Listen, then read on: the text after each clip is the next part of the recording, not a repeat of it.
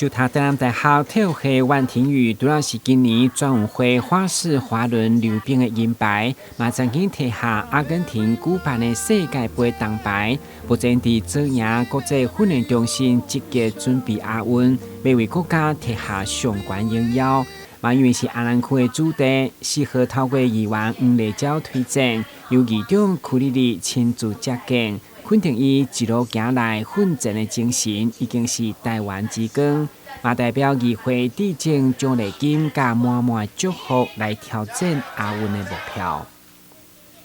在台湾的体育选手都是非常的辛苦，从小的训练，包括经费，包括教练的这个指导那么一直要到他出名，事实上是一条非常辛苦的路。那陈宇呢，他真的是让我感觉到说，他的兴趣努力，那致力于这个花式滑冰这一块，真的是不简单了。那我们希望一点小小的温暖，能够让他出去比赛的时候，带着我们国人，尤其是台南市议会57席议员的祝福，能够满满的爱给他，让他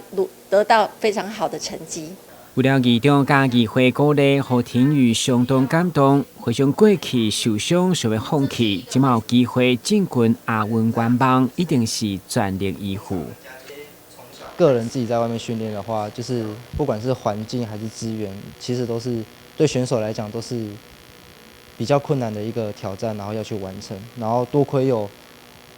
左训，就是国家运动训练中心的这个资源，然后可以让我的技术越来越进步，然后也可以可能会写下台湾不一样的历史，就是对于花式滑冰这一项有不一样的历史也不一定。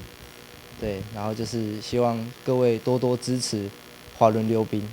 然后关注这项运动。会中一路陪伴训练成长的父亲万志贤嘛陪同出席，相当骄傲。希望政府重视国手的资源，让因无后顾之忧。当然希望我们国家为这个体育选手能够有更好的一个环境不管说教练，甚至是国外的异地训练有更好的机制，能让这个一些选手去得到外面更多的养分更多的经验这样子。